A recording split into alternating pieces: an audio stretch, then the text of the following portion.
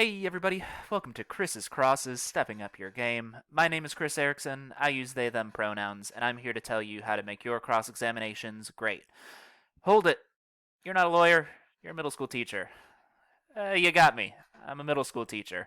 Uh, but I was also a mock trial national champion and an All-American attorney and witness, and I may not know how to cross-examine an actual witness in an actual trial, but I definitely know how it works in mock trial, so you can trust me for that at least. I got 9 points that I want to talk to you today about. I got 3 points for writing crosses, 3 points for delivering crosses, and then the 3 biggest mistakes that I see when I'm judging mock trial. One other note, you can hear some squeaking in the background because that is Nugget. Nugget is currently harassing her sister, Genevieve. This is my guinea pig room. This is not my ideal recording space, but this is the space available to me in the time of COVID.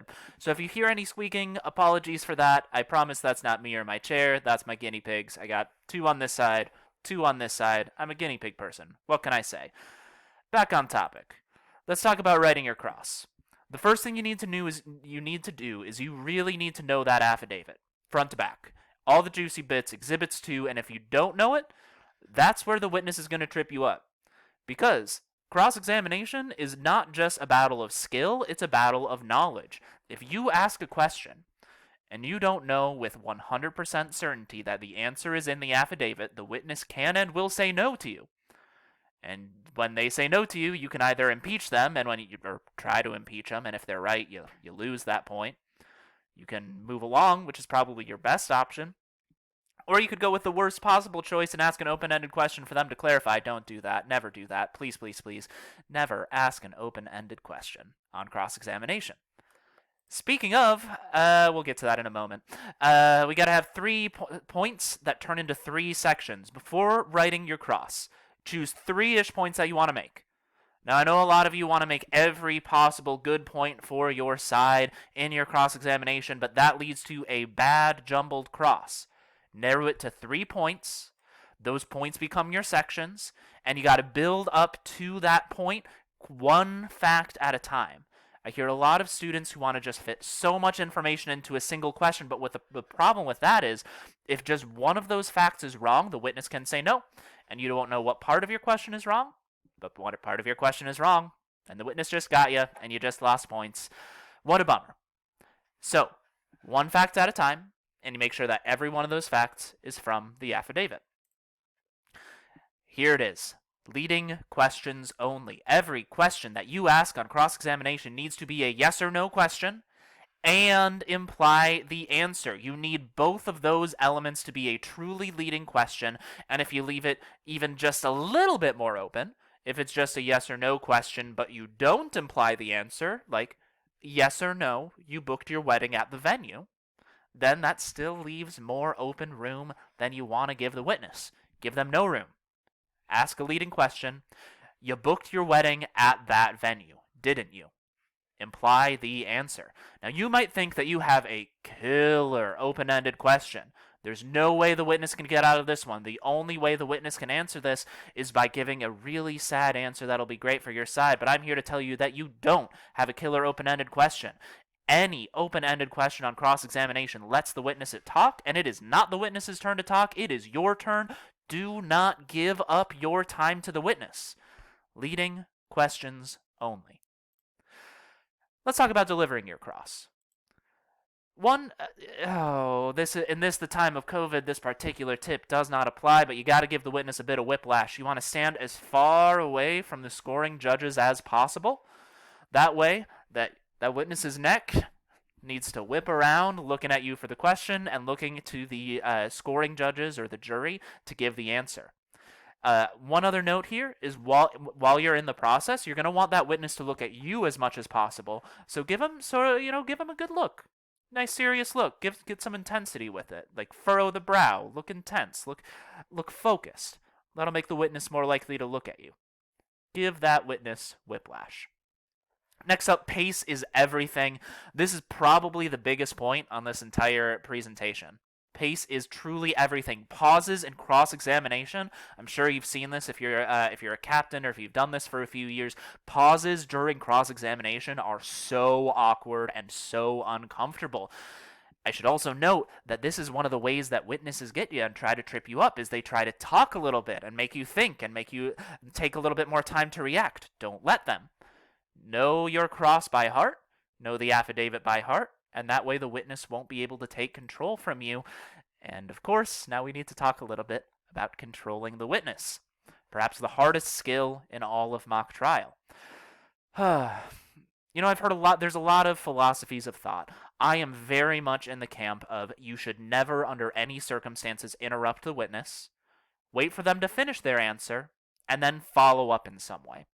And the way you follow up is going to change depending on the judge, depending on the trial, depending on the situation, depending on the witness, but it should always start with redirecting back to the question. Just ask the question again more forcefully. If that doesn't work, maybe bring attention to the fact that they're talking too much. I didn't ask you about that. I asked you about this. Ask the question again. And if they're still just jibber-jabbering on, at some point you got to involve the judge. You have to say, Your Honor, move to strike this as non-responsive. Your Honor, move to strike the answer. And if the judge agrees with you, you'll learn then and there whether or not that judge likes you asking him to strike an answer from the record. If the judge doesn't like it, don't try it again. You got to read the judge. You got to be flexible with that. But yeah, that's my general philosophy on controlling the witness. Listen to your coaches. Listen to other attorneys. There's a lot of philosophies. You'll find one that works for you. My next bit of advice for delivering your cross-examination is to impeach immediately or not at all. Oh no, your witness said no. Your witness said something that you didn't expect, that contradicted your question, and now you're faced with a choice. Are you right? Do you know for a fact that this line is in the affidavit? Impeach immediately. No pausing, no hesitation, no going back to the table to read. Confirm their statement and impeach the witness right away. If the witness is right, and you maybe asked the wrong question or worded it wrong and you're wrong, don't impeach. Just move right along to the next question right away. Don't miss a beat. And if you're unsure, be sure. You got to be sure. You got to know that affidavit. You got to know whether or not you're right when you're asking a question on cross-examination. But if you end up in the situation where the witness says something and you're not sure, don't impeach. It'll only look messy. Move immediately to the next question, and there's a chance that the judges won't even notice. Let's talk about the biggest mistakes I see. So the biggest mistake that I see on written cross-examinations when people prepare is when you have no line numbers. Every single question in your cross-examination needs a line number in the affidavit for impeachment so that you know what's in the affidavit. Your co-counsel can hand you the affidavit and say, look at this, and whisper the line number to you when you go to impeach. You got to have it lined up, otherwise you're going to have those dreaded pauses during cross-examination. If you're impeaching with an exhibit, which is something you can do, put in a page and paragraph number, anything to give you an indication of where that information is, just to prepare. And if you really, really want to go for this, if you want to ask a question that's outside the affidavit, which I understand is pretty sketchy in high school mock trial especially, if your goal is to impeach by omission, to hand them the affidavit and say, that information isn't in this affidavit, isn't it? If you're going for impeachment by omission, only do that if it's a real big point, because that thing is messy. It takes time. That witness is going to page through the affidavit, read it line by line on the stand, and it's going to be awkward, and you won't have as much control as you want. Only do impeachment by omission if absolutely necessary. The next bit that I want to talk about is the fact that a lot of cross-examinations I see are just too darn long. Crosses need to be crisp. They need to have 3-ish sections, about 5 questions per section. So if you're doing the math, that means about 15 questions. That's not a lot. The other way that you can really make sure your cross is crisp is if you clearly signpost between sections. That means in a courtroom, when it's not, a global pandemic, physically walking across the courtroom and saying, let's talk about another topic now, and ask the question, physically show the transition. In a Zoom meeting, maybe you can scooch back. Maybe you can stand up in the distance as long as the camera's still getting you and as long as the microphone can still hear you. But just make sure that you're showing some indication that you're moving from your first section to your second, from your second to the third. As long as you have distinct sections, your cross is going to be a lot punchier and you're going to score a lot better. Finally, this This is something that I write down probably the most commonly when I'm giving comments on a cross examination, and it's that your cross starts too slowly. Do not, I repeat, do not start cross examination by recapping whatever they said on direct. Don't ask them an expert about their expert opinion again. Don't ask them to say what the last thing they said again. Do not ask anything that was immediately covered by direct examination, because you're just letting the witness give the direct examination again. That's good for the witness. That's not good for you. Do not start by recapping the direct. Your first question needs to be punchy. It needs to get the judge's attention. These judges are exhausted. Let me tell you, as somebody who has judged many mock trials, judges are tired. It's a long day of work. It's a direct examination just ends. They're writing stuff down. The tiredness is sitting in. It is your job to pull them out of that by asking a punchy first question. My personal favorite that I was able to ask is I just stood up, asked the judge to proceed, and I said, "You're a convicted felon, aren't you?" Boom. Punchy. Right off the bat. Makes a point, gets the judge's attention. As long as you start punchy, the rest of the cross is going to go that much better.